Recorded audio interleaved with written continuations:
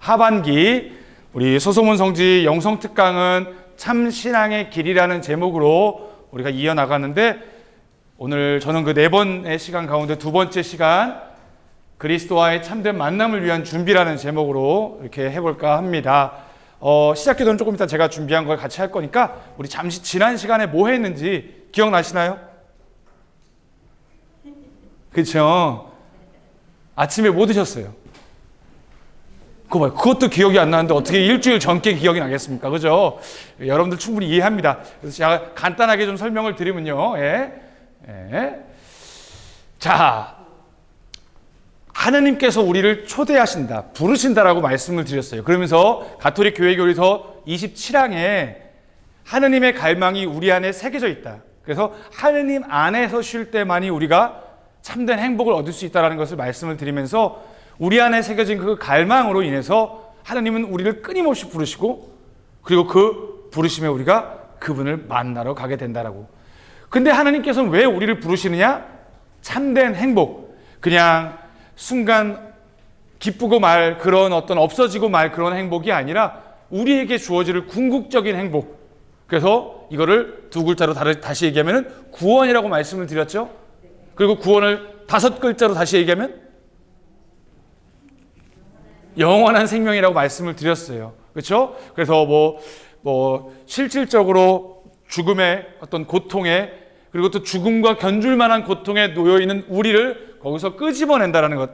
그래서 하느님의 생명, 원래 우리가 창조 때 누리고 있던 하느님과의 그 생명에 참여할 수 있도록 우리를 이끌어 주시는.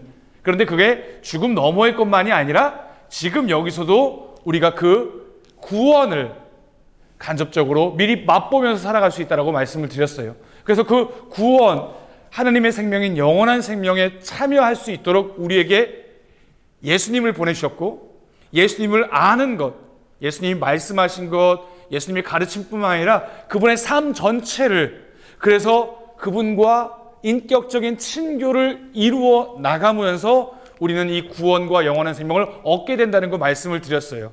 기억나시죠? 혹시 여러분들 지난주에 제가 말씀드렸던, 제가 첫 번당에서 만났던 청년 이야기 기억나세요? 그래서 뭐 중학교 때, 초등학교 때 친하게 지내다가 중학교 때 그러다가 친구가 왕따를 당하는데 더 잘해주니까 나까지 왕따 시키겠다라고 협박했던 일진들 얘기했잖아요. 그 친구가 어떤 결정을 했는지 기억나시는? 제가 얘기 안 했죠. 그 친구가 그때 어떠한 결정을 내렸을까요?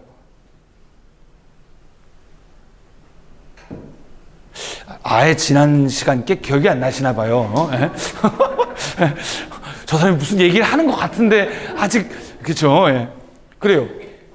그 친구는 안타깝게도 협박에 못 이겨서 친구를 멀리하게 되는 안 좋은 선택을 한 거죠. 그런데 제가 그 청년이, 여자 청년이 청년이 돼서까지 저를 찾아왔다는 얘기는 어떤 의미일까요? 나는 내가 편할 수 있고, 나는 내가 지금 어려움에서 벗어날 수 있다고 했던 선택이 오히려 나를 계속해서 짓누르고 나를 괴롭혀왔고 또 앞으로도 괴롭혀 갈 것임을 알고 저에게 면담을 요청한 거예요. 여기서부터 어떻게 벗어날 수 있을까? 그러니까 선택을 하긴 했는데 그게 나를 살리고 나를 올바른 길로 이끄는 선택이 아니었던 거예요. 때로는 그 선택이 나를 힘들게 하고, 뭐 아까 얘기했던 그 일진이 와서 같이 괴롭힐 수도 있겠죠. 하지만 그 이후에까지 나를 이렇게 괴롭히는 죄로 남아있진 않았겠죠. 그렇기 때문에 우리를 참된 진리의 길로 이끌어주시는, 시간과 공간, 언제 어디서나 누구에게나 똑같이 선택의 기준이 될 수 있는 참된 진리, 예수 그리스도, 그분만이 우리의 참된 진리이시고 그분을 만남으로써 얻게 되는 것이 하나님께서 우리에게 주시고자 하는 참된 행복이라는 걸 지난 시간에 배웠어요. 그렇죠? 그냥 배웠다고 해주세요. 왜냐하면 지난번에 말씀드렸잖아요. 제가 별명, 세례명이 리노라고. 리노가 뭐의 약자라고 그랬죠? 리액션의 노예예요. 여러분들 리액션을 안 해주시면은, 반응을 안 해주시면 저는 부끄러워서 말을 못해요. 아셨죠? 자, 그래서 지난 시간을 딱 하나로 정리하자면 이거예요. 어떻게 우리가 하나님을 알 수 있을까요? 하나님이 우리를 부르시고 우리가 어떻게 하나님을 알 수 있을까? 지난번에 말씀드렸던 그쵸? 공의회, 제2차 바티칸 공의회 문헌 계시 연장이 이렇게 나와 있습니다. 하나님께서는 당신의 선성, 선하심과 지혜로서 당신 자신을 계시하시고, 계시라는 말 많이 들어보셨죠? 콩국수 계시가 아니에요. 뭔 계시예요? 10개 보여줄 시예요. 한자로 따지면. 즉 닫혀있는 것을 보여주시는 거예요. 우리가 하나님을 우리의 능력만으로는 알 수가 없어요. 물론 우리가 하나님을 닮은 모습으로 창조됐기 때문에 우리의 인간의 이성으로, 예를 들자면 사시사철 변하는 이 아름다운 자연의 모습이라든가, 아니면 여기 대부분 자매님들이신데 아이를 낳았을 때 이 놀라운 생명의 신비 앞에서 이 생명을 지으신, 이 대자연을 지으신 그분은 누구실까라는 이성으로 알아챌 수 있지만, 그분이 하느님임을 완전하게 알아채기 위해서는 하느님이 우리에게 당신 자신을 열어 보여주시는 계시가 꼭 있어야 돼요. 쉽게 얘기하면은 하느님이 우리랑 똑같은 동급의 분이신가요? 하느님은 초자연적이시고 전능하신 분이고 무소부조하신 어느 곳이나 다 계시는 분이라고 우리가 믿고 있다면은 우리와는 전혀 다른 능력을 지니신 분이잖아요. 그죠? 아주 쉽게 얘기해서 제가 여러분들 힘이 엄청 세요. 여러분이 제 얼굴을 보고 싶다고 해도, 물론 보고 싶지 않으실 수도 있겠지만, 보고 싶다고 해서 제가 이렇게 얼굴 가리고 있으면, 제가 여러분들보다 힘이 세면 절대 볼 수가 없죠. 와서 막 해도 제 얼굴 볼 수가 없어요. 제가 여러분들에게 까꿍하고 보여줘야지만이 여러분들 제 얼굴을 볼 수 있는 거예요.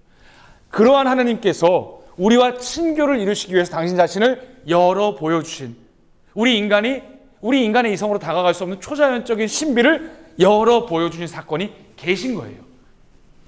그 계시하시고 당신의 뜻의 신비를 기꺼이 알려주시려 하셨으며, 이로써 사람이 되신 말씀, 곧 그리스도를 통하여 성령 안에서 성부께 다가가고 하나님의 본성에 참여하도록 하셨다. 예수 그리스도를 이 세상에 보내시고 성령을 통해서 하느님의 본성, 영원한 생명, 그분의 선하심, 그분의 지혜, 그분의 진리에 참여할 수 있도록 해주셨다는 거죠. 그래서 눈에 보이지 않는 하나님께서는 이 계시를 통해서 하느님의 당신의 넘치는 사랑으로, 여기서 정말 아름다운 말이 나옵니다. 마치 친구를 대하시듯, 나쁜 친구 생각하지 마시고 가까이 있는 친구 생각하세요. 친구를 대하시듯 인간에게 말씀하시고 인간과 사귀시며 당신과 친교를 이루도록 인간을 부르시고 받아들이신다는, 이게 우리 신앙의 출발점이에요. 그렇게 우리를 부르셔서 우리를 참된 행복으로 이끌으시는 분은 과연 우리는 어떻게 만날 수 있을까? 궁극적으로 계시에 하나님이 당신 자신을 열어보이신 그 계시의 절정이라고 하는 예수 그리스도, 그분을 우리가 어떻게 만날 수 있을까?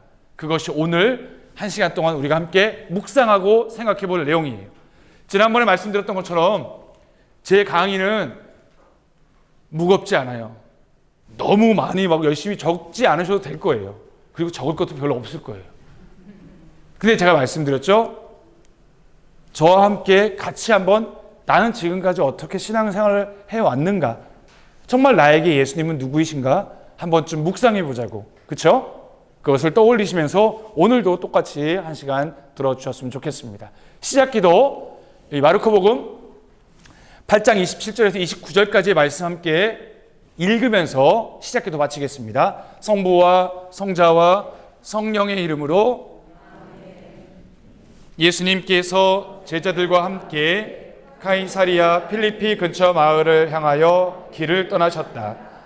그리고 길에서 제자들에게 사람들이 나를 누구라고 하느냐 하고 물으셨다. 제자들이 대답하였다. 세례자 요한이라고 합니다. 그러나 어떤 이들은 엘리야라고 하고 또 어떤 이들은 예언자 가운데 한 분이라고 합니다. 예수님께서 다시 그러면 너희는 나를 누구라고 하느냐 하고 물으시자 베드로가 스승님은 그리스도이십니다 하고 대답하였다. 성부와 성자와 성령의 이름으로 아멘. 여러분들이 얼마나 성경에 대한 깊은 지식을 가지고 계신지 좀 묻고 시작하겠습니다. 제가 그걸 말씀 안 드렸구나. 제가 선물을 하나 드리려고 다음 주에도 가져오고 다다음 주에도 가져올게요.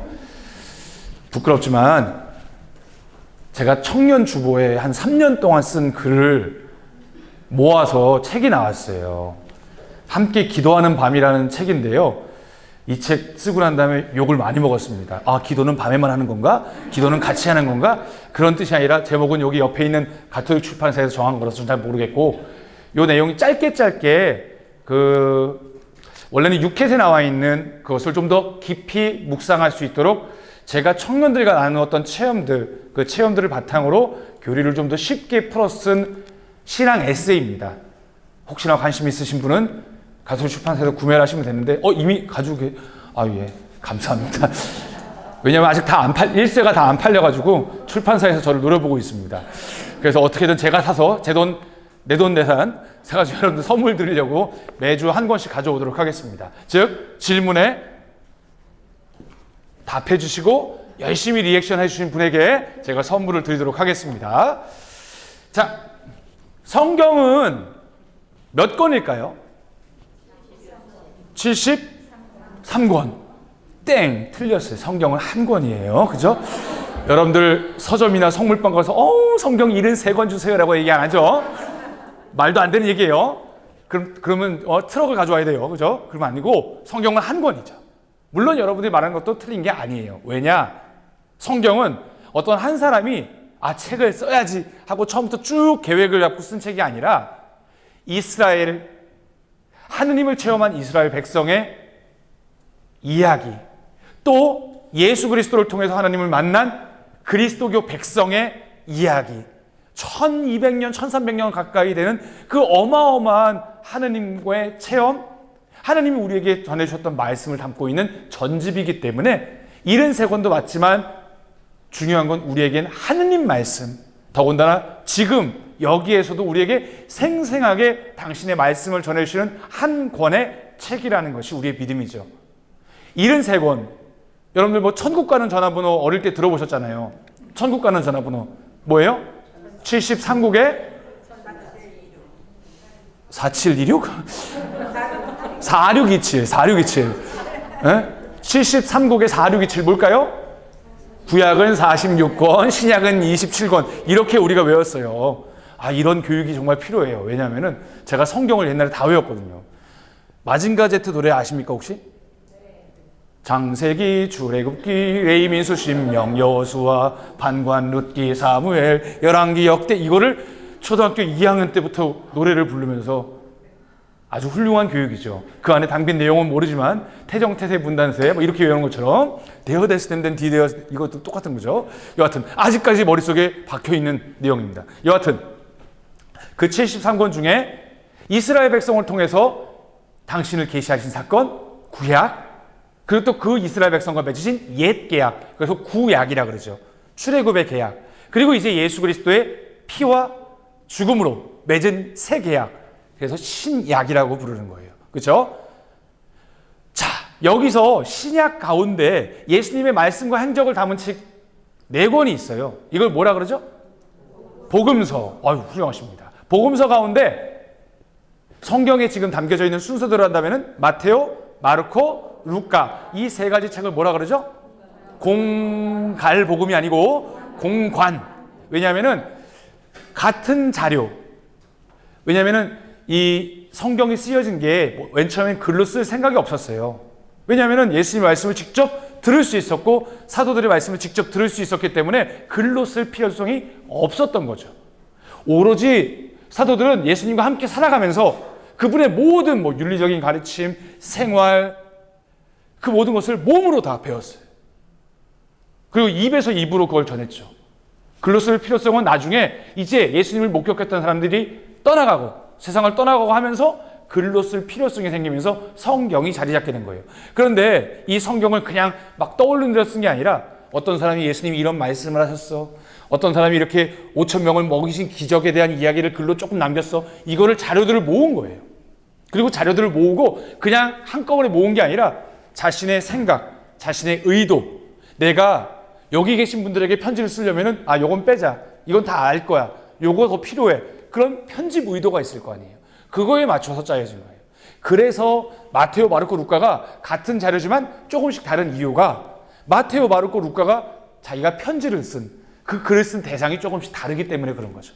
여하튼 이것을 예수님의 생애 그 말씀을 하나의 일대기처럼 전해주는 게 바로 공관복음이에요. 요한복음은 그 마르코, 마테오, 루카보다 쓰여진 게 한 10년, 20년 정도 뒤에 쓰여졌어요.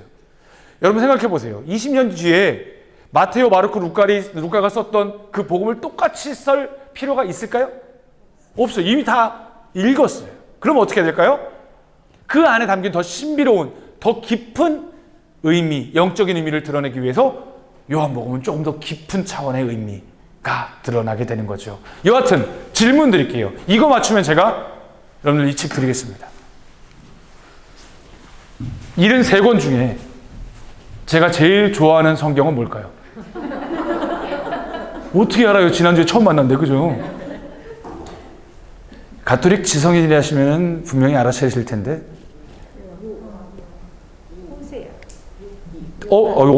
그것도 아십니까? 예, 땡입니다. 저기 마르코라고 돼 있잖아요. 그쵸? 힌트를 드렸잖아요. 그러면은 두 번째 질문. 제가 왜 마르코를 좋아할까요? 아우, 정답입니다. 책이 있는데, 그러면 자매님 딴 분에게 넘기겠습니다. 가장 짧아요. 가장 짧아요. 그거 딴 이유 없어요. 한 번에 다 읽을 수 있어요. 자, 한번 확인해 볼까요? 요한은 21장, 루카는 그렇게 루카가 길었나요? 루카가 길 수밖에 없는 게 루카는 루카 복음만이 아니라 사도행전까지 썼어요. 그래서 되게 길어요. 루카는 24장, 마테오 복음은 28장, 마르코 복음은 짧아요. 앞에 숫자가 달라요. 근데 원래는 이게 장과 절은 나중에 인쇄술이 발달되고 또 어떤 수사님이 좀 쉽게 찾아보기 위해서 붙인 인위적인 거예요. 원래는 두루마리 거기다가 쭉 써 내려갔던 것이죠. 그렇게 따지고 본다면 성서학자들은 이 장과 절 말고 단어마다 가장 긴 거는 루카라고 얘기를 합니다. 루카라고. 자, 여하튼 제가 제일 좋아하는 짧은 마르코 복음, 아까 16장이라고 그랬죠? 근데 오늘 읽은 부분이 어떤 부분이에요? 8장이에요. 딱 중간이에요. 뭔가 좀 느낌이 오지 않으십니까? 이제 전환점이 일어나요. 8장에서. 마테오, 마르코에도 이 부분이 나와요. 요 사화가 나오는데 이때부터 변화가 이루어져요. 어떤 변화냐? 요 이전에는 여러분들 마르코 복음을 보시게 되면 1장 1절에 뭐라고 써 있죠? 1장 1절 제일 처음에 하느님의 아드님 예수 그리스도의 복음의 시작. 이 문장이 복음의 시작입니다가 아니라 복음의 시작 딱 끝나요. 느낌이 뭘 것 같아요? 제목이에요, 제목. 마르코 복음은 예수라는 분이 나자렛에서 태어나신 이분이 바로 우리가 기다렸던 하나님의 아들이요 우리의 구세주 그리스도다. 그분이 우리에게 가져다 준 복음의 시작이 바로 이 책에 담겨져 있다는 걸 알려주는 거예요. 그래서 마르코 복음은 바로 예수님이 하나님의 아들이시고 그분이 구세주 그리스도라는 것을 알려주는 책이죠. 예수님께서 이 세상에 오신 이유, 당신이 하나님의 아들임을 자랑하려고 온 게 아니라 예수 그리스도를 알므로써 하나님 나라에 참여할 수 있도록 해주신 거예요. 그래서 1장 15절에 보면은 때가 차서 목욕탕에 가는 게 아니라 그러니까 하나님의 시간이 때가 차서 예수님이 사람들에게 공적으로 복음을 선포하시죠. 하나님 나라가 가까이 왔으니 회개하고 복음을 믿어라. 그 일을 하시려고 예수님께서 갈릴레아 주변을 막 돌아다니세요. 근데 혼자 돌아다니니까 외로우니까 농담이고 더 분명하게 당신의 복음을 전하시기 위해 그리고 또 당신이 계획된 대로 돌아가시고 죽으시고 부활하시고 승천하신 다음에도 그 복음이 온 세상에 전해질 수 있도록 12명의 제자를 뽑아서 데리고 다니시죠. 그게 이제 복음 선포. 그게 8장 이전까지 있었어요. 그리고 이제 8장부터는 이제 예루살렘으로 올라가시죠. 그 순환과 죽음, 부활의 놀라운 파스카. 파스카라는 단어가 무슨 뜻인지 아세요? 그렇죠. 영어로 얘기하면 패스오버, 건너가다예요. 원래대로 하면은 이 건너가다는 건 뭐냐? 죽음에서 생명으로 해요. 영원한 생명이 뭐예요? 죽음에서 하느님의 생명을 건너간다는 거죠. 그렇죠? 그게 구원이라고 그랬잖아요. 구약에서 보게 되면은 종살이, 이집트에서 종살이하고 있던 이들이 자유의 해방으로, 그리고 이집트의 파라오의 병거들이 쫓아오는 그 죽음의 상황에서 그들을 건져주시죠. 더 궁극적으로는 파라오의 그 완고한 마음을 바꿔놓으시기 위해서 10가지 재앙을 내리시는데 그 마지막 재앙 기억나십니까? 마다들 뿐만 아니라 이집트의 모든 마지, 즉 동물의 모든 마지까지 생명을 앗아가는. 그런데 그 죽음의 천사를 보내실 때 당신의 백성 히브리 백성의 첫 아들 마디까지 데려가면 안 되잖아요. 그래서 어떻게 하라고 얘기하시죠? 모세를 통해 문설주와 상인방에 어린 양의 피를 바르라고 그래요. 그렇죠? 어린 양의 피를. 그래서 그 죽음의 천사가 그 당신의 백성의 집을 건너가도록. 그래서 죽음을 피하고 생명으로 건너온 거예요. 이제는 이집트의 파라오가 아니라 우리를 짓누르고 있는 아담과 하와가 지었던 그 원죄에서부터 우리를 구해내셔서, 그래서 최초의 인류가 지녔던 그 하나님과 누렸던 친구를 회복시켜 주시기 위해서 당신의 아들 예수 그리스도의 피와 죽음으로 우리를 건져내시는 게 바로 신약인 거예요. 그 일을 하시려고 9장에서부터 이제 이 일을 이루시는 거죠. 구약에서는 히브리 백성을 구하기 위해서 누가 죽었어요? 어린 양이 죽었어요. 신약에서는 우리의 죄를, 우리의 죄값을 대신 치르시기 위해서 예수님이 죽으셨어요. 그래서 우리는 예수님 뭐라 그래요? 이 세상의 죄를 없애시는 하느님의 어린 양이라고 이야기하는 거죠. 이게 다 이제 큰 그림에서 잡히시죠? 자, 그러면 8장 앞에 예수님께서 막 여기저기 막 복음을 선포하고 다니시는데 예수님이 이게 계획이 없습니다. 무계획이에요. 우리 프란치스코 교황님도 예수님을 정말 많이 닮았어요. 2014년에 교황님 우리나라에 오셨잖아요. 그때 제가 어줍지 않게 의전을 담당했어요. 교황님 의전을 담당한 게 아니라 주교님들이 엄청 많이 오셨는데 그래서 주교님을 의전하는 팀에 들어갔는데 지난번에 말씀드렸잖아요. 여러분들이 헌금 내주시고 교무금 내주신 걸로 프랑스에서 공부해서 제가 불어를 조금 할 줄 압니다. 봉슈 뭐 이렇게 할 줄 압니다. 파리 바게트 이 정도 할 줄 아는데 제가 그래서 어쩔 수 우리 교구에 이제 신부들 중에 언어를 외국어를 할 줄 아는 사람이 뽑혔는데 일본 주교님들을 담당을 해서 이게 도대체 뭐 하라는 거지? 그래서 스미마생 근데 이것만 하다 끝났습니다. 여하튼 그 주교님들을 의전을 하는데 교황님이 얼마나 대단하시냐면은 이 보안상 그쵸? 혹시나 문제가 생길 수 있잖아요. 그러면은 이 경호원들이 다 동선을 다 짜놔요. 그럼 교황님이 그 길로 가야 돼요. 원래도 해미에서 아시아 청년들을 만나시고 옆으로 빠져나가셔야 되는데 청년들이 와 환호하니까 그냥 가운데로 가버리신 거예요. 그러면은 경호원들, 바티칸 경호원뿐만 아니라 한국 경호원들이 우르르르 교황님, 그러면 뒤에 나가서 경호원들 뭐 하고 있는 줄 아십니까? 에이씨 교황님하고 일 못하겠어 이렇게 됩니다. 여기 제자들도 마찬가지예요. 가는 곳마다 뭐 예수님이 난리가 나는데 이 마을로 가자. 아니 일로 가기로 아니다. 이 마을로 가야 돼. 그리고 그것뿐만이 아니에요. 뭐 놀라움도 보여주셨지만 너무 허무맹랑한 것도 많이. 5,000명 먹이신 기억 생각해 보세요. 너희 가진 것을 니네가 주어라. 우리도 먹을 게 없는데 지금 뭘? 심지어는 여러분 생각해 보세요. 본당에서 국수잔치 지역 어르신들을 위해서 국수잔치 한 500명 정도 한다면요. 그거 하려면 못해도 50명이 필요해요. 왜?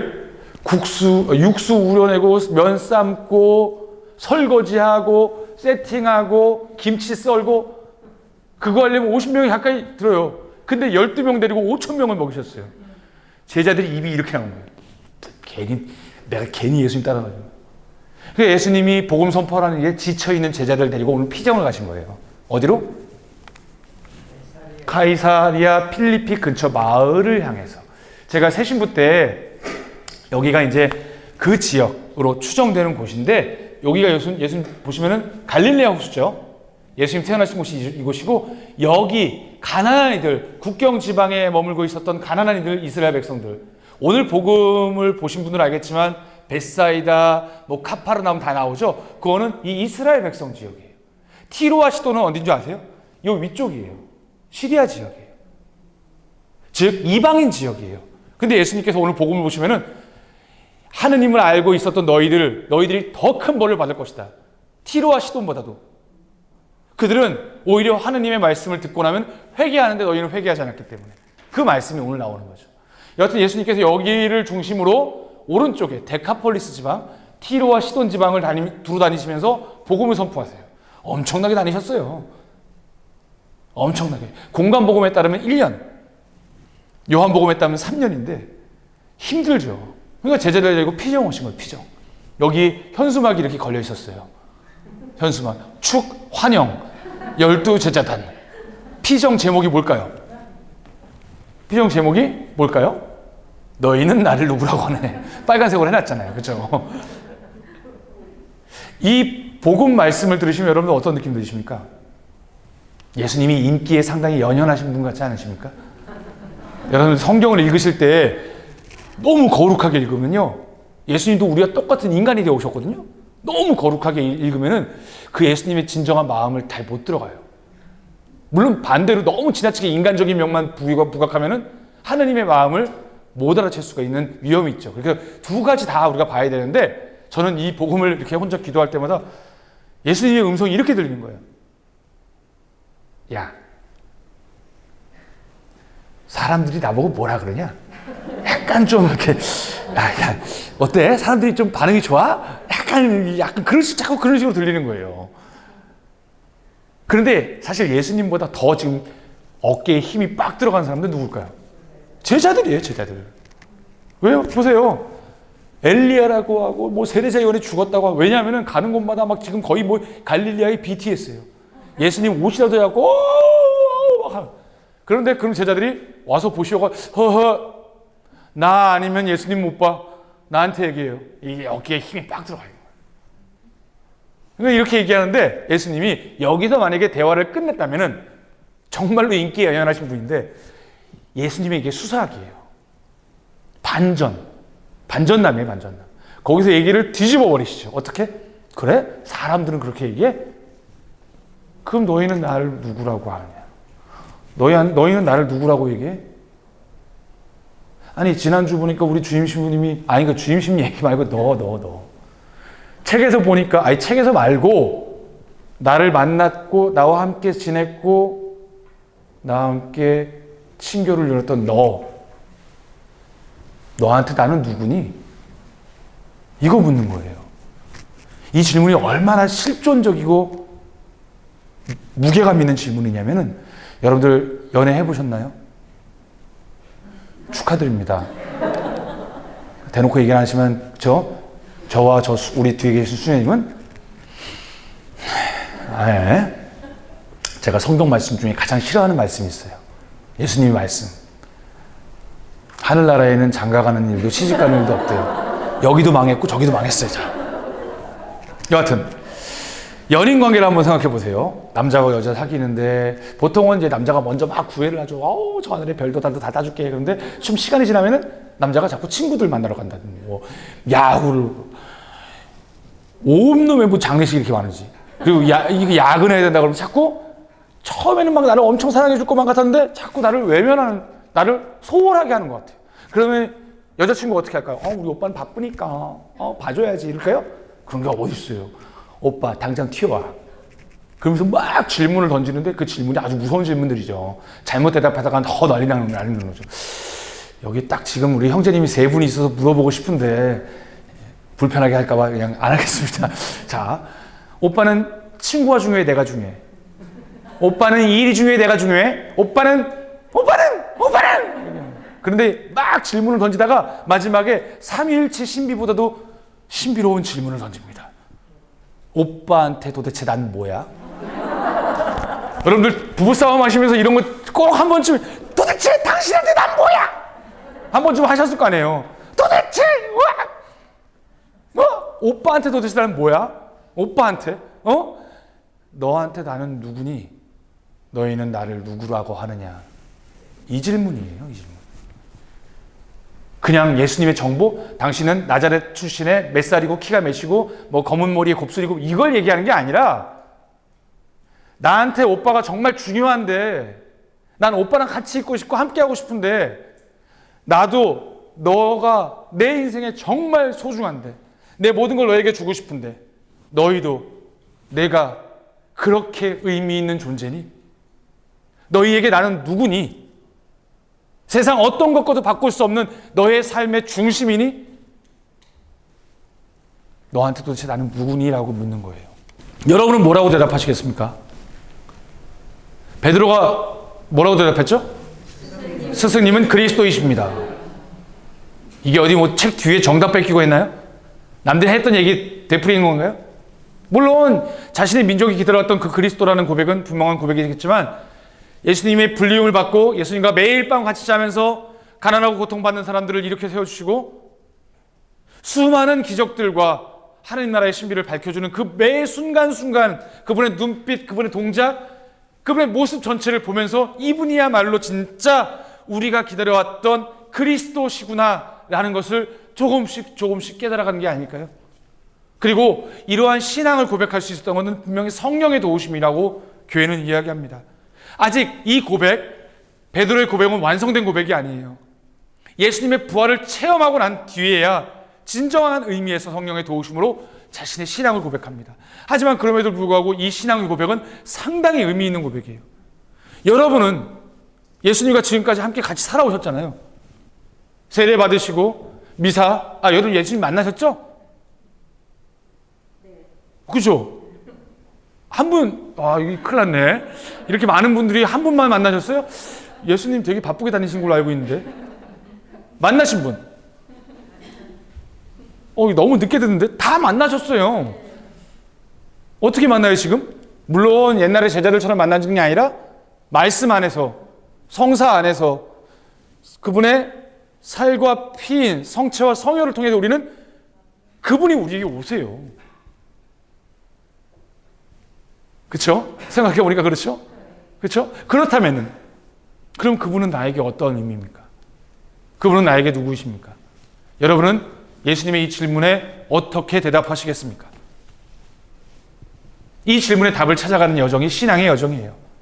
이 답을 찾는 게 아니라 끊임없이 그 신앙 고백은 새로워져요. 왜? 어제 만났던 여러분들도 부부 생활 해보세요. 부부 생활 하신 분들 알겠지만, 저는 안 해봤는데 왜 부부 생활 해보시라고 그러죠? 부부 생활 하신 분들은 알겠지만 처음 만났던 그 사람 말고 10년 뒤에 20년 뒤에 점점 더 다른 모습의 깊은 사랑을 나눌 때도 있지만 그렇지 않은 경우도 많죠. 왼수가 되는 경우도 있죠. 하지만 그의 모습이 더 깊어지잖아요. 그렇죠? 예수님과의 관계도 마찬가지예요. 어제 만났던 그제 만났던 예수님보다 점점 나의 삶 속에서 나를 얼마나 더 사랑하시는지를 깨닫게 되는 순간 우리의 고백은, 신앙 고백은 새롭게 되는 거예요. 그게 신앙의 여정이에요. 그 신앙 고백을 통해서, 그 만남 안에서 신앙 고백을 통해서 우리가 하나가 되는 일치를 이루어 나가는 거죠. 그렇다면 여러분들이 이 질문은 매 순간, 어찌 보면 매일의 기도 안에, 매 미사 때 이 질문에 당신은 나에게 누구십니다라고 고백할 수 있는 우리가 돼야 됩니다. 이것을 위해서는 아까 첫 시간, 지난 시간에 하나님께서 우리를 부르시고 참된 행복을 주시기 위해서 우리를 부르신다고 그랬죠? 그리고 그것을 위해서 예수님을 보내주셨다고 말씀하셨죠? 이제 그러면은 예수님을 만나는 작업이 이루어져야 됩니다. 그래야지 예수님이 누군지 알죠. 예수님을 만나야죠. 그런데 예수님을 만나려면 우리에게 준비가 필요합니다. 제대로 만나려면. 그냥 스쳐 지나가는 만남. 제가 오늘 전철 타고 왔는데 옆에 어르신 한 분이 탔어요. 그분하고 제가 만난 걸까요? 뭐 옷깃만 스쳐도 인연이라고 하는데 그건 인연도 아니에요. 그분 이름도 몰라요. 그분 어디 사는지도 모르고 얼굴도 제대로 못 봤어요. 앞쪽에 앉아있으면 얼굴이라도 봤지. 그런 건 만남이 아니에요. 그렇죠? 그 만남을 위해서는 우리가 특정한 어떤 시간과 공간을 공유하고 함께 있어야 돼요. 근데 그게 진정으로 올바른 만남이 이루어지기 위해서는 우리의 준비가 필요합니다. 먼저 첫 번째, 나 자신과 마주해야 합니다. 이게 참 어렵고 이거 숙제예요. 오늘날의 현대인들이 내가 생각하는 나, 내가 만들어 놓은 나, 그게 진정한 내 모습과 괴리가 되어 있으니까 맨날 심리치료 받고 여러 가지 우울증이나 자폐나 이런 것들에 빠지는 것이 아닌가 생각이 들어요. 내 자신의 있는 그대로 모습을 바라볼 줄 아는 능력들을 키워야 돼요. 그리고 내가 되고자 하는 어떤 원의, 그 모습, 그런 것도 되게 중요하지만 현실의 나를 마주하고 내가 부족하든 내가 잘났든 뭐하든 그 모습을 아끼고 사랑할 줄 알아야 되는데, 진정한 의미에서 남을 무시하고 나만 좋아하는 그런 배타적인 사랑이 아니라 내 자신이 얼마나 소중한지, 부족하고 약점이 있더라도 그렇게 될 때 거기에서부터 자존감이라는 것이 생기거든요. 그런데 이거 없이 외적인 무언가. 그런데 이거 참 안타까운 건데 외적인 무언가로 자꾸 나를 꾸미려고 하는 어떤 모습들이 보여요. 좋은 것도 있어요. 왜? 외적인 아름다움이나 건강함을 통해서 자신감, 나의 어떤 자신감을 찾는 경우들이 좋죠. 근데 문제는 뭐냐? 외적인 거 말고 내적인 것도 그렇게 채워야 되는데. 소위 말해 우리가 이제 막 요즘 보면 운동 많이 하잖아요. 저도 뭐 하루에 15,000보씩 걷거든요. 그러면 근육이 생겨요. 단단해져요. 물론 무릎은 아파요. 하지만 단단해져요. 마음도 마찬가지예요. 내가 어떠한 뭐 유혹이라든가 뭐 질투, 시기, 분노 이런 나를 휘둘고 있는 수많은 감정들에서 내 마음이 쉽게 흔들리는 갈대가 되지 않기 위해서는 내 마음의 근육을 키워야 돼요. 그 첫 번째가 뭐냐? 나 자신과 마주하는 법을 배워야 돼요. 여기 이게 뭘까요? 시나이 광야예요. 시나이 광야. 우리 탈출기 읽을 때 보면은 광야 얘기 많이 나오죠. 그리고 우리의 인생 여정에 영적인 여정에 광야라는 표현을 많이 씁니다. 성경의 인물을 한번 볼까요? 모세 기억나십니까? 모세가 몇 살을 사신지 아시는 분? 120살. 우리 자매님 120살. 많이 살았죠. 근데 이 모세의 삶이 40년으로 나뉜다고 합니다. 이집트에서 건져져서, 그쵸? 모세가 건져졌다는 뜻이잖아요. 그 구원받았다는 뜻이잖아요. 그래서 이집트의 왕자로 온 세상에 이집트의 모든 인간의 지혜와 축복과 모든 걸 다 누려요. 그러다가 자신이 옳다라고 생각하고 했던 행동, 자신의 동족 히브리 사람이 고통받으니까 그들 편에 섰다가 도망치게 되죠. 이집트의 왕자에서 광야의 목동으로 나락으로 떨어지는 거예요. 무슨 생각을 하면서 40년을 지냈을까요? 어떠한 생각을 했을까요? 광야는 자기 자신, 내 외적으로 감싸져 있는 왕자, 이러한 모습이 아니라 나 자신을 마주하는 시간이었던 거예요. 그렇게 40년을 마주했을 때 때가 돼서 하나님께서 모세를 선택하실 때 그때 불타는 떨기 나무 아래 하나님께서 나타나시고 이제부터는 하느님의 사람으로서 이스라엘 백성, 히브리 백성을 구원의 길로 이끄는 하나님의 도구가 되죠. 나머지 40년. 그렇죠? 그래서 모세의 삶의 여정이 우리의 영적 여정과 닮았다고 얘기해요. 마치 자기가 잘났던 것처럼 온통 자기 힘으로만 살다가 깨지는 거예요. 내 힘으로 살다가 그게 다가 아니구나 라는 깨지는 순간이 나머지 두 번째 40년이고 그 깨지는 순간 안에서 하나님과 나의 주도권 싸움이 이루어져요. 하나님께 온전히 맡기느냐? 내 욕심, 내 이걸로 살아가느냐? 그런 과정 속에서 이제 마지막 40년은 어떻게 되냐? 하나님께 온전히 나 자신을 맡기며 살아가는 영적 여정이라 그래요. 모세의 광야의 시기가 바로 자신은 정말 누구인지를 마주하는 시간이고 그때 비로소 하느님을 진정으로 만날 수 있어요. 시험과 유혹은 같은 광야에서 이루어진다. 같은 광야이지만 하나님 보살핌의 얼굴을 바라보면서 시험을 치르는 이들은 하느님의 사랑으로 단련되고 고통의 얼굴을 바라보면서 유혹에 빠지는 이들은 어둠의 자식이 된다. 우리가 광야에서 거기서 또 도망치려 한다면, 즉 나 자신과 마주하지 않고 자꾸 피하려 한다면 잘못된 길로 간다는 거죠. 하느님이 주시는 시험은 우리 인생의 여러 가지 어려움들, 시험들, 마치 여러분들 아브라함이 100살에 돼서야 얻었던 아들 이삭을 내놓으라고 했던 어떻게 보면 시련, 이 모든 것들 우리를 생명으로 이끄는 것이기에 고통스러워도 내적 평화가 있고 내적 자유로움이 주어지지만 악마가 주는 유혹은 우리를 파멸의 길로 이끌기 위한 것이라 한순간 편할지는 몰라도 결국엔 절망에 빠지게 된다. 제가 지난주에 얘기했던 우리 그 청년의 이야기처럼. 그러니 광야에선 인간은 자신의 내면을 들여다보면서 그 안에 참 평화가 자유가 있는지 보아야 할 것이다. 이 참 평화와 자유는 바로 나 자신을 마주하면서 생기는 겁니다. 송복모 신부님의 이야기입니다. 아울러 여러분들에게 소개시켜드리고 싶은 게 헨리 나윈 신부님의 분도 소책의 뜨거운 마음이라는 책이 있는데 거기서 이런 말씀하십니다. 부서진 흠망이 물을 받아들이고 씨가 자라 열매를 맺게 할 수 있습니다. 이 책은 뜨거운 마음으로는 미사를 설명하는 소책자예요. 우리가 미사할 때 참회 예절하잖아요. 내 탓이요, 제 탓이요, 제 탓이요, 제 탓. 제 탓이요, 제 탓이요, 제 탓이요가 아니라 나의 탓이라고 고백하잖아요. 그것이 진정한 고백. 이 내 부서지고 그 마음을 더 깨트리는 거예요. 그래야지 그 딱딱하고 메마른 내 마음이 부서져서 거기에 하나님께서 물을 줘서 씨를 뿌리고 씨가 내려지고 뿌리를 내릴 수 있다는 거죠. 나 자신과 마주하는 그러한 모습이 있어야 합니다. 두 번째, 내려놓기입니다. 내려놓기. 이 뭘 내려놓느냐? 걱정과 근심을 내려놓으면 좋겠지만 그것도 있겠지만 지금까지 아까 지난번에 여러분들 우리가 선택을 하기 위해서는 결정을 내리기 위해서는 기준이라는 게 필요하다고 그랬잖아요. 그죠? 내가 지금까지 살아왔던 삶의 기준, 즉 가치관, 내 어떤 신념들을 잠깐 내려놓는 거예요. 근데 이 신념을 내려놓다기보다도 고정관념, 선입견들을 내려놓으라는 얘기예요. 제가 전철 모습 해놨죠? 어떤 남자가 아이 둘을 데리고 전철을 탔어요. 남자아이, 여자아이인데 뭐 이제 초등학교도 아직 안 들어가는 아이인 것 같아요.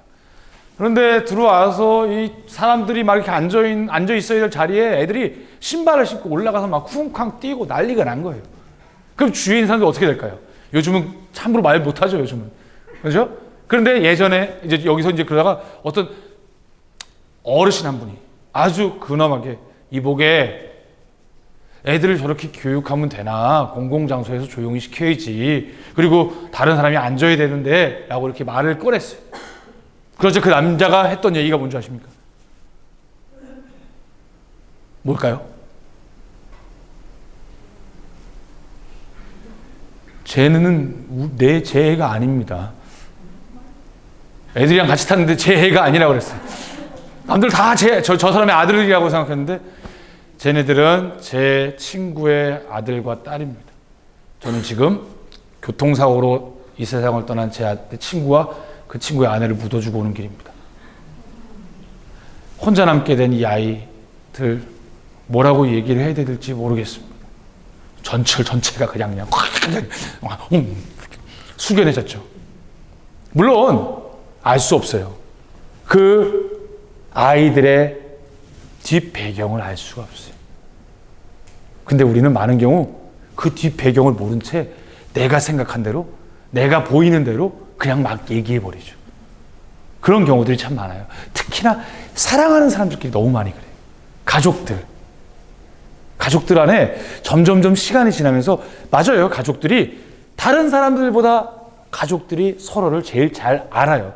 그런데 그 서로를 잘 안다는 것이 오히려 그 사람을 가둬놓는, 그 사람의 모습을 하느님의 은총으로 변화될 수 있는 가능성조차 막아버리는, 고착화돼 버리는, 집착이 돼 버리면 아무 의미가 없습니다.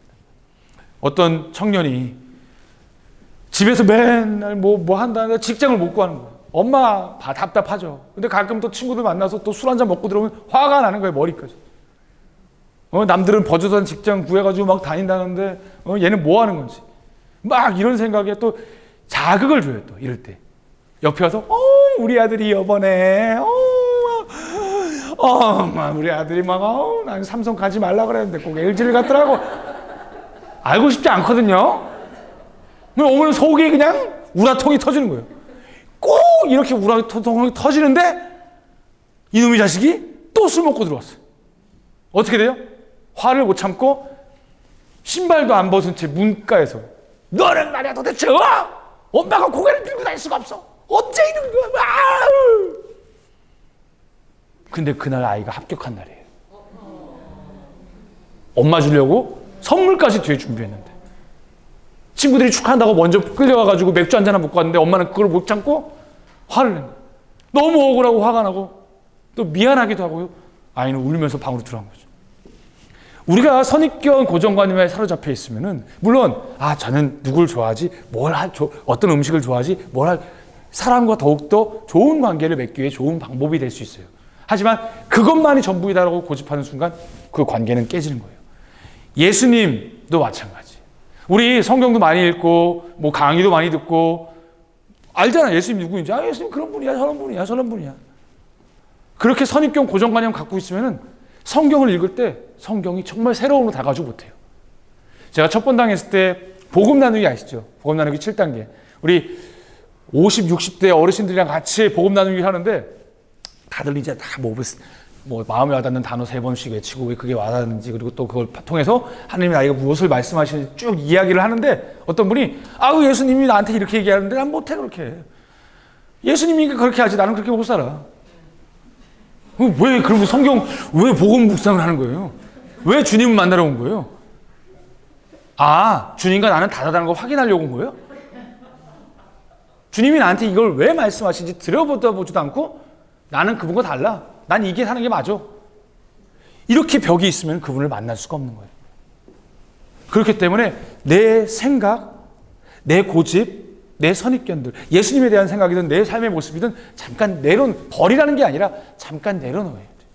있는 그대로 예수님이 무슨 말씀하시는지 들여다보는 거예요. 그게 필요해요. 내가 가진 선입견, 고정관념, 심지어 신념까지 만남을 위해 잠시 내려놓는 것이 진정한 만남을 위해서 필요합니다. 여기 누군 것 같아요? 이 그림이? 자, 누가 마르탈까요? 검정색 머리가 마르탈까요? 그 예수님 같이 생긴 남자죠, 그렇죠? 네. 자, 누굴까요? 마리아. 여기는 마르타, 그죠? 부산 사람은 아닐 텐데, 죄송합니다. 요 얘기 아시죠? 얼마나 좋아요. 이 가족, 라자로가 이제 오빠예요. 이 가족과 친하게 지내신 거예요. 예루살렘에 가실 일이 있으면은 이 베타니아, 예루살렘에서 몇 킬로 떨어지지 않은 동쪽으로. 그래서 가끔 들리셔가지고 거기서 이제 좀 여독도 푸시고 복음 선포하시면서 힘든 것도 푸셨는데, 예수님이 오신다는 소식을 들은 거예요. 멀리서. 그러니까 큰언니 마르타는 어떻게 돼요? 방 치우고 막 어떤 맛있는 걸 좀 해드릴까 막 고민하면서 막 이러고 있었어요. 예수님이 왔어. 다 준비도 안 했는데. 낭패야. 그러면 빨리 음식을 준비해지고 있는데 마리아가 예수님 오셨어요. 옆에서 추석 때 늦게 와가지고 어머니 용돈 드리면서 미운 시누이 같은 모습이 딱 이 모습이죠. 그렇죠? 이 모습을 전통적으로는 마르타는 활동, 그리고 마리아는 관상 내진 기도. 우리의 두 기둥이에요, 신앙생활에.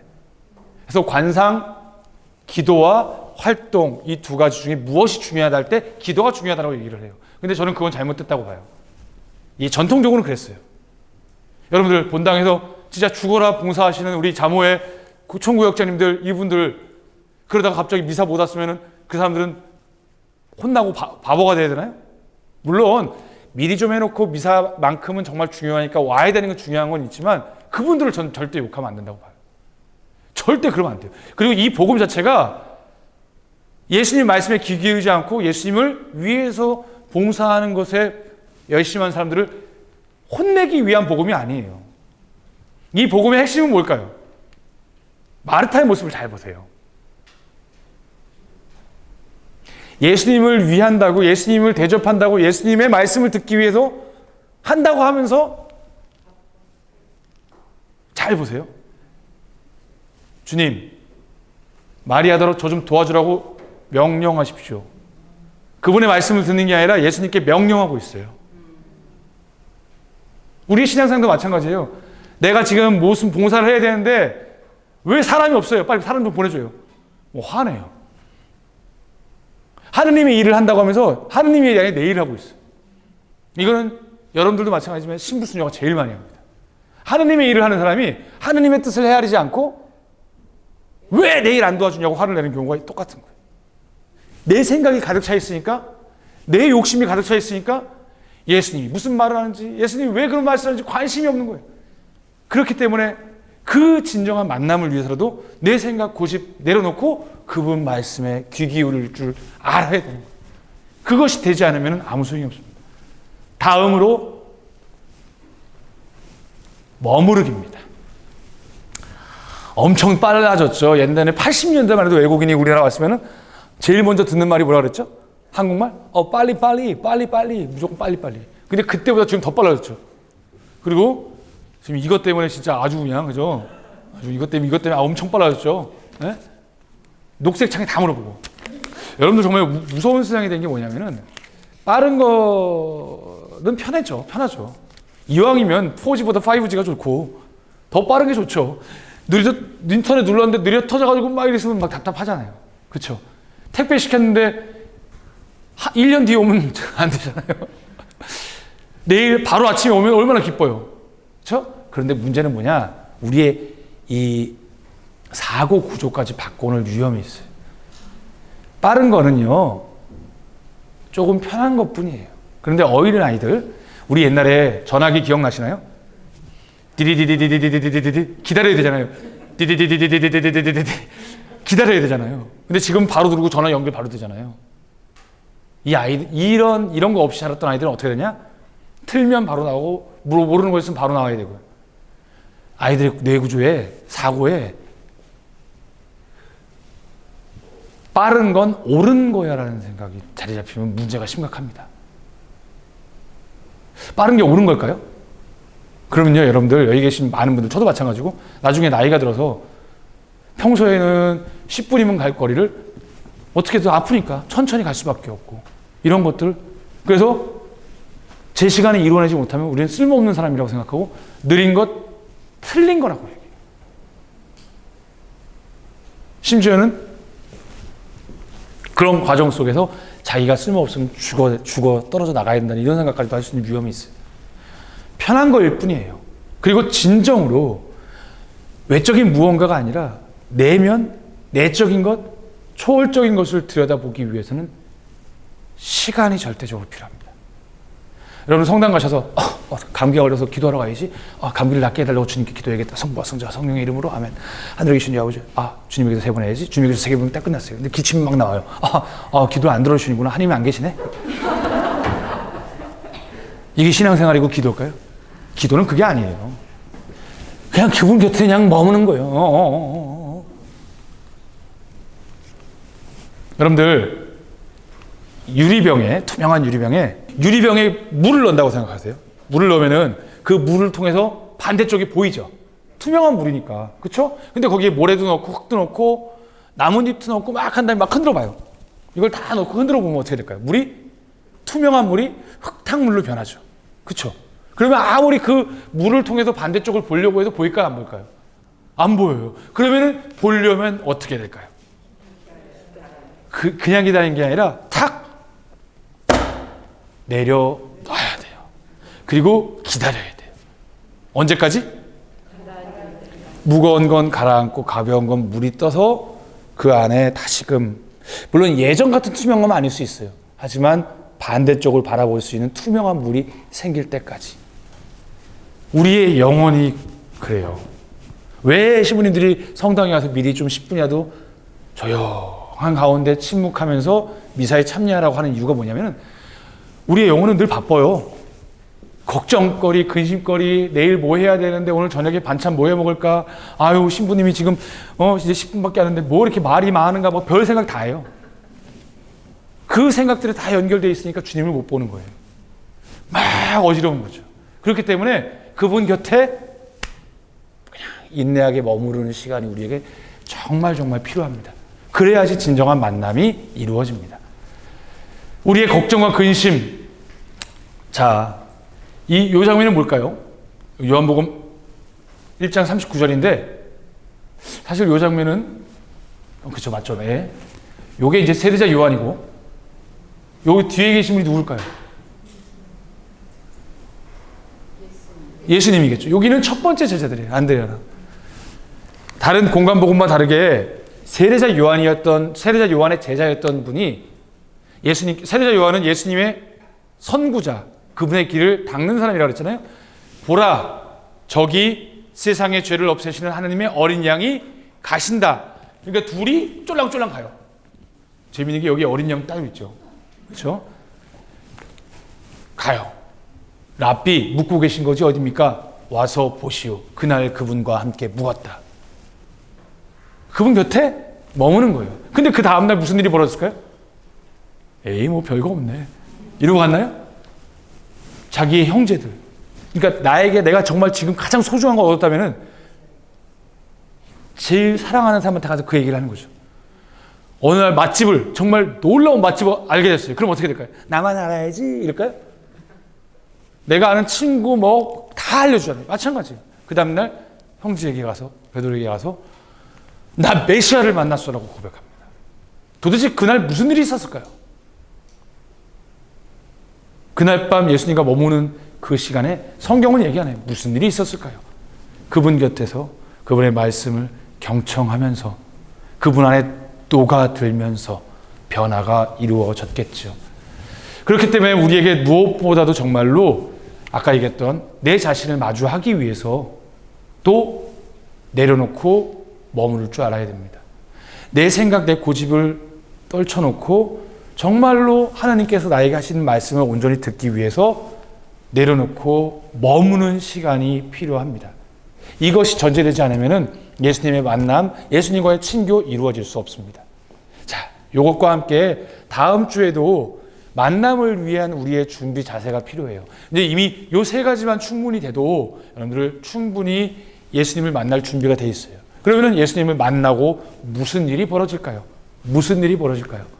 그 일을 다음 시간에 이제 살펴보도록 하겠습니다. 여러분들, 제가 지난주, 이번 주, 그리고 다다음 주까지 이제 계속해서 강의를 할 건데요. 이 강의 내용은요, 제가 늘 이렇게 고민하고 또 이렇게 했던 내용인데, 그걸 좀 정리를 해가지고 작년부터 생활성서사에 글을 쓰고 있습니다. 그 글의 내용들을 좀 압축해서 여러분들에게 드리는 내용이에요. 그래서 아마 책을 미리 보셨던 분들이라면 재미없을 수도 있겠지만, 그래도 기쁘게 들어주시고 그 내용들은 거기 있다는 걸 말씀을 드리면서 오늘 강의를 마무리할까 합니다. 자, 선물 드리겠습니다. 네, 자, 축하드립니다. 그리고 다음 주에도 한 분께 드릴 테니까 적극적으로 저요 이렇게 호응해 주시기 바랍니다. 마침 기도 영광성으로 바치도록 하겠습니다. 이번 한 주 숙제를 드릴게요. 너희는 나를 누구라고 하느냐라고 하는 예수님의 질문에 지금껏 여러분들 살아오시면서 여러분들은 예수님을 어떻게 만났는지, 나에게 예수님은 어떤 분이셨는지를 한번 좀 들여다보는 시간을 갖고 그 다음 주에 저와 함께 또 그 만남을 되새겨볼 수 있는 시간을 가져보도록 하겠습니다. 아셨죠? 그래요. 마침 기도 영광성으로 마치겠습니다. 성부와 성자와 성령의 이름으로 영광이 성부와 성자와 성령께, 성부와 성자와 성령의 이름으로 아멘. 수고 많이 하셨습니다.